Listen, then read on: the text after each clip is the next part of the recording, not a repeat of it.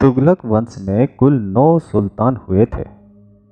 चौथा सुल्तान गयासुद्दीन द्वितीय था, जो 1389 ईस्वी में शासक बनता है।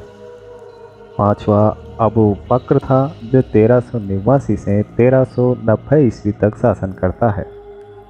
उसके बाद में छठा सुल्तान नासरुद्दीन महमूद था, जो 1390 से 94 ईस्वी तक शासक बनता है। 1394 ईस्वी में सातवां सुल्तान अलाउद्दीन बनता है। आठवां सुल्तान नुसरत शाह 1395 से 1398 ईस्वी तक शासन करता है। और आखिरी तुगलक वंश का सुल्तान नवाब महमूद था, जिसका शासनकाल 1399 ईस्वी से 1412 ईस्वी तक का माना जाता है। 1388 ईस्वी में फिरोज शाह तुगलक की मृत्यु हो जाती है।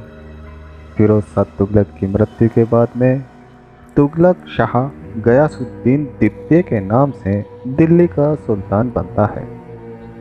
तुगलक शाह गयासुद्दीन द्वितीय एक अनुभवहीन शासक था तथा ये भोग विलास में अत्यधिक ध्यान देने वाला शासक था।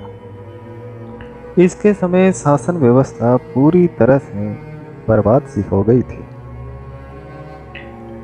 तुगलक शाह गयासुद्दीन द्वितीय की हरकतों से परेशान होकर मलिकों और अमीरों ने उसको पद से हटा दिया और 1389 ईस्वी में अबू बकर दिल्ली का सुल्तान बन गया। अबू बकर जफर खां का पुत्र था। अबू बकर के समय शहजादा मोहम्मद ने सत्ता को अपने हाथों में लेने की कोशिश की थी। 24 अप्रैल 1389 ईस्वी को इसने स्वयं को सुल्तान भी घोषित कर दिया था। इसके बाद मोहम्मद और अबू बकर के बीच में सत्ता के लिए संघर्ष प्रारंभ हो गया और आखिरकार 1390 ईस्वी में सिंहासन महमूद के हाथों में आ गया था। 1394 ईस्वी में नासिरुद्दीन महमूद की भी मृत्यु हो जाती है। फिर 1394 ईस्वी में अलाउद्दीन शासक बनता है। 1395 से 1398 ईस्वी तक नुसरत शाह शासक बनता है और 1399 ईस्वी में महमूद शासक बनता है, जो 1412 ईस्वी में उसकी मृत्यु तक शासक रहता है।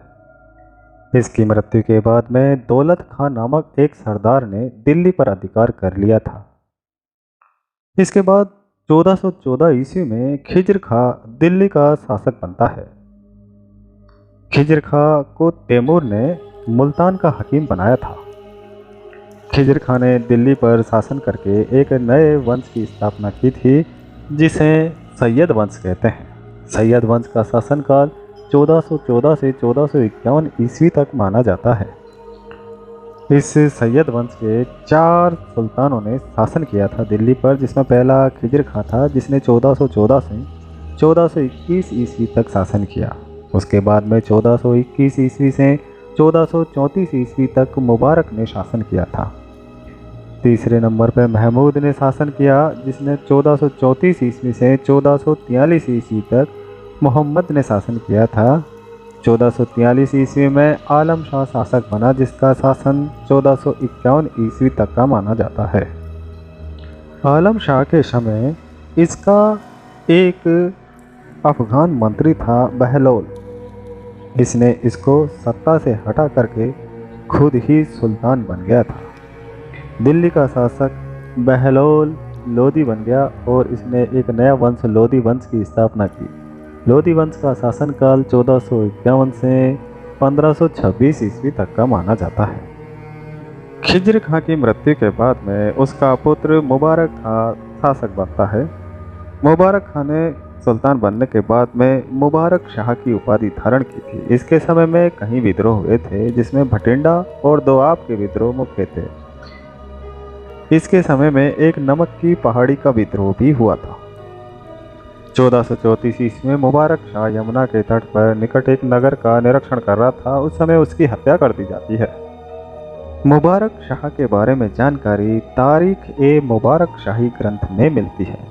तारीख ए मुबारक शाही ग्रंथ याहिया बिन अहमद सरहिंदी ने लिखा था। मुबारक शाह की मृत्यु के बाद में अमीरों ने मोहम्मद शाह को सुल्तान बना दिया। मोहम्मद शाह के समय वजीर था सरवर उल मुल्क, जिसको खाने जहां की उपाधि दी गई थी। परंतु कमाल उल मुल्क नामक एक अमीर ने मोहम्मद शाह के साथ मिलकर के इस वजीर सरवर उल मुल्क की हत्या कर देते हैं। इसके सहयोगियों को भी मार दिया जाता है और उसके बाद में वजीर बनता है कमाल उल मुल्क। मोहम्मद शाह के समय इब्राहिम सरकी जो जौनपुर का था, उसने पूर्वी भागों पर विद्रोह कर दिया और बहुत सारे परगनों को अपने अधिकार में भी ले लिया। मालवा के महमूद ने भी मोहम्मद शाह पर आक्रमण करने की एक योजना बनाई थी, परंतु वो सफल नहीं हुई। 1245 ईस्वी में मोहम्मद शाह की मृत्यु हो गई। मोहम्मद शाह की मृत्यु के बाद में अलाउद्दीन शाह सुल्तान बनता है। अलाउद्दीन आलम शाह के समय वजीर अहमद हमीद खां था। हमीद खां और अलाउद्दीन आलम शाह के बीच में विवाद पैदा करने का काम बहलोल लोदी करता है और इसका फ़ायदा उठा करके बहलोल लोदी अलाउद्दीन आलम शाह से सत्ता अपने हाथों में ले लेता है और अलाउद्दीन आलम शाह बदायूं चला जाता है। मृत्यु तक अलाउद्दीन आलम शाह एक अमीर के रूप में ही रहता है। बहलोल लोदी पहला अफगान राज्य का संस्थापक था, जिसने दिल्ली में अपने वंश की नींव डाली थी। इसने हजरत आला की उपाधि धारण कर ली थी और इस उपाधि को धारण करने के बाद ही बहलोल लोदी सुल्तान बना था। बहलोल लोदी का शासनकाल 1451 ईस्वी से 1489 ईस्वी तक का माना जाता है। बहलोल लोदी को अमीरों का अमीर भी कहते हैं। इसका समय मकबरों का युग कहलाता है। अफगान कबीले की गिलजई साहू खेल शाखा से बहलोल लोदी संबंधित था। 1489 ईस्वी में सिकंदर लोदी शासक बनता है। सिकंदर लोदी का शासनकाल 1489 ईस्वी से 1517 ईस्वी तक का माना जाता है। 1504 ईस्वी में सिकंदर लोदी ने आगरा नगर की स्थापना की थी और दिल्ली की जगह आगरा को अपनी राजधानी बनाया था।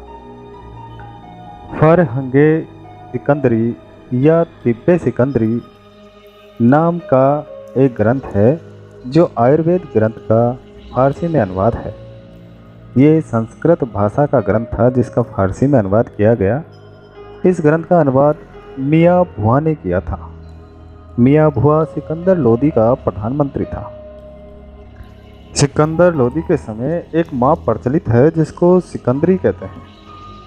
सिकंदर ने जकात कर को ख़त्म कर दिया था और जजिया कर को लगा दिया था। सिकंदर लोदी कविताएं भी लिखता था और ये कविताएं गुलरुखी नाम से लिखा करता था। इसके बाद में 1517 ईस्वी में इब्राहिम लोदी शासक बनता है। इब्राहिम लोदी का शासनकाल 1517 ईस्वी से 1526 ईस्वी तक का माना जाता है। ये दिल्ली का अंतिम सुल्तान था। पानीपत के मैदान में इब्राहिम लोदी का मकबरा है। 21 अप्रैल 1526 ईस्वी को पानीपत के दूसरे युद्ध में इब्राहिम लोदी बाबर के हाथों मारा जाता है।